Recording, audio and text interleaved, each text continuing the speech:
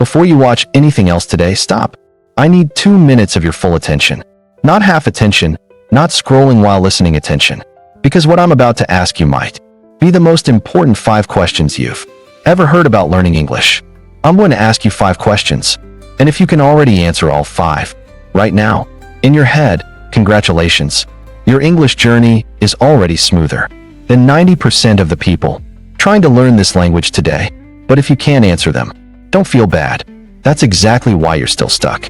That's exactly why you've watched dozens of videos, memorized hundreds of words, downloaded 5 different apps, and still freeze the moment someone asks you a simple question in English. By the end of this video, all 5 of those questions will have an answer. Not a textbook answer, not something copied from a grammar book. A real answer, the kind that actually changes the way you think about this entire journey. And I promise you this, by the time this video ends, whatever doubt has been sitting in your mind, unanswered, for weeks, maybe even years, that doubt will be gone. You will finally understand why you've struggled and exactly what to do about it. Now, before we go further, welcome to English Practice House. Let me tell you what this channel actually is. This is not a channel where I throw grammar rules at you and hope something sticks. This is a channel built for one purpose: to solve every real problem you face on your English speaking journey. Confidence, fear, clarity, practice, mindset, every piece of the puzzle, we cover it here, together. So if you're serious about this, hit subscribe right now, before you forget. Because this channel is going to become your daily companion on this journey, and you don't want to miss what's coming next. Here's what I want you to do. Don't just watch this video once and move on. Follow what I teach you today for the next 30 days. Just 30 days, that's all I'm asking. And I promise you, the way you speak, the way you carry yourself in a conversation, the way people react when you open your mouth to talk, all of it will change. You won't just speak English. You'll sound clear. You'll sound confident. You'll sound intelligent. Because that's what happens naturally when clarity meets confidence. So stay with me till the very end of this video.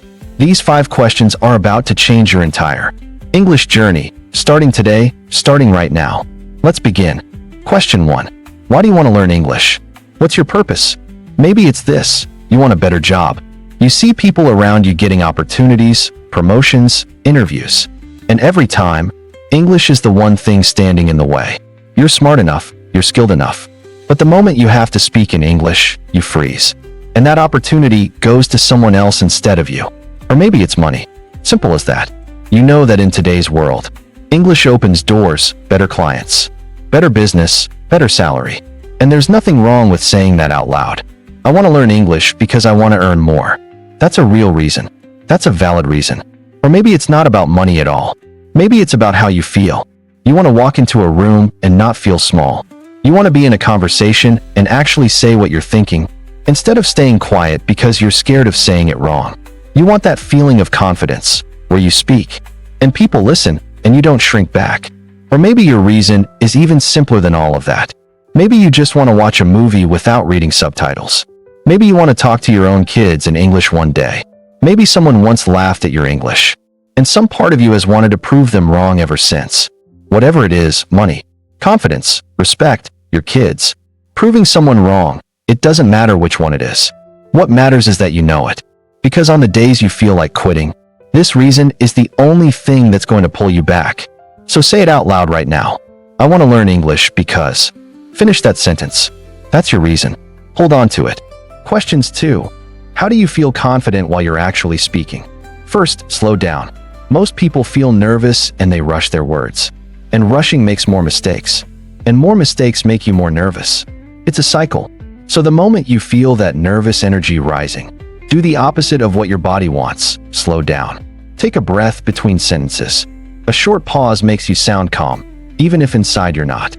Second, stop translating in your head. If you're thinking in your own language first, then converting it to English, you will always feel behind. Always feel like you're chasing the conversation. Instead, say the simple version of what you mean. Right away, in English, even if it's not the perfect word. I want to say, this thing, about the meeting. That's still communication. That's still confidence. Perfect grammar is not the goal. Being understood is the goal. Third, stop apologizing for your accent or your mistakes. Don't say sorry, my English is not good, before you even start talking. The moment you say that, you've already told yourself and the other person to expect less from you. Just speak. Let your words carry the message. Nobody is grading you. They're listening to what you're saying, not judging every word. And here's the biggest. 1. Remember that the person listening to you is not thinking about your mistakes the way you are. You're replaying every wrong word in your head after the conversation, but they've already moved on. They're just following what you meant. You are your own harshest critic. Nobody else is watching you as closely as you're watching yourself. So, slow down, don't translate, don't apologize. And remember, they're not judging you the way you're judging yourself. Do that, and confidence stops being something you wait for. It becomes something you practice, one conversation at a time. Questions 3. How do you actually execute your plan? What's the real roadmap? Here's the honest answer. You don't need a complicated plan. You need a small plan you can actually follow every single day without feeling overwhelmed. Start with this. Every morning or every night, before you sleep, talk to yourself for 2 minutes. Out loud. About your day. Today I went to work. I talked to my manager. I felt tired. Simple sentences. Nobody's listening. Nobody's judging. This is just your brain getting used to producing English instead of only understanding it. Then, once that feels normal, add this. Listen to 1 English video a day, just like this one, and repeat 5 sentences out loud after you hear them. Copy the rhythm. Copy the sound. You're not memorizing. You're training your mouth and your ear to work together. After a couple of weeks, take the next step. Find one person, even one, who you can speak English with. It doesn't have to be a friend.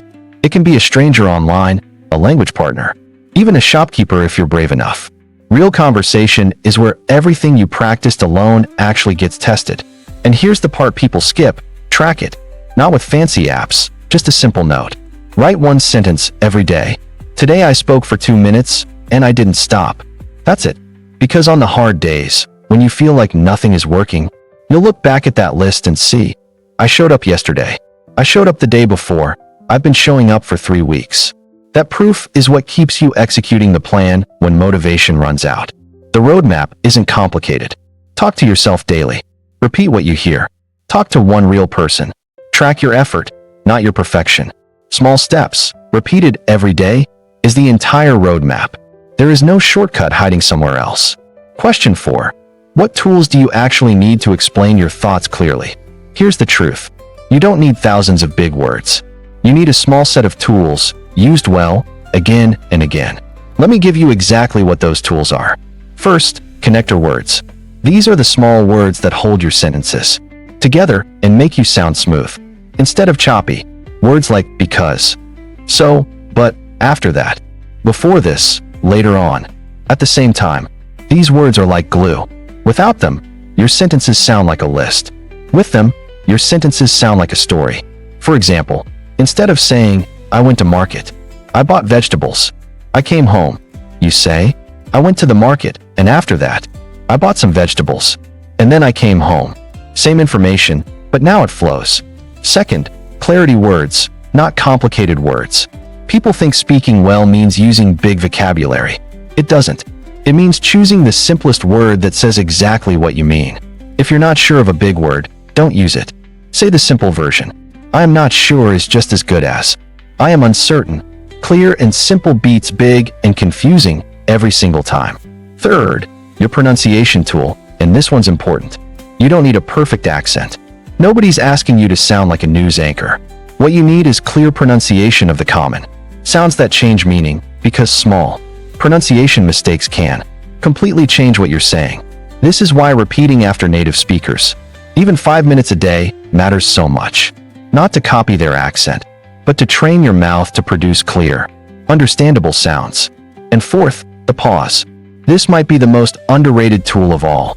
A short pause before you answer a question doesn't make you look slow. It makes you look thoughtful. Native speakers pause all the time. So, let me think about that. Is a completely normal, confident way to buy yourself a second to organize your thought before you speak it. So, connector words to join your ideas. Simple words instead of complicated ones. Clear pronunciation of the sounds that matter. And the pause to give yourself space to think. These 4 tools, used every day, are what actually give your speaking clarity. Not more vocabulary, not more grammar rules, Just these, practiced on repeat. How should you actually practice? Where do you start? Let's talk about this. How should you actually practice?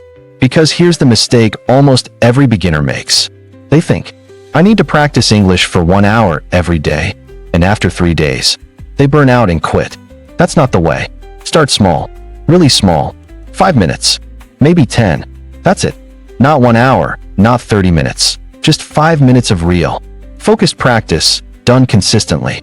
Beats 1 hour done once and never again. Consistency always wins over intensity. So what do those 5 or 10 minutes actually look like? Let me break it down. Start with listening. Before you can speak well, your ear needs to get used to the language, the rhythm, the speed, the way words connect to each other. So listen to something simple every day. A short video, a podcast, even a song.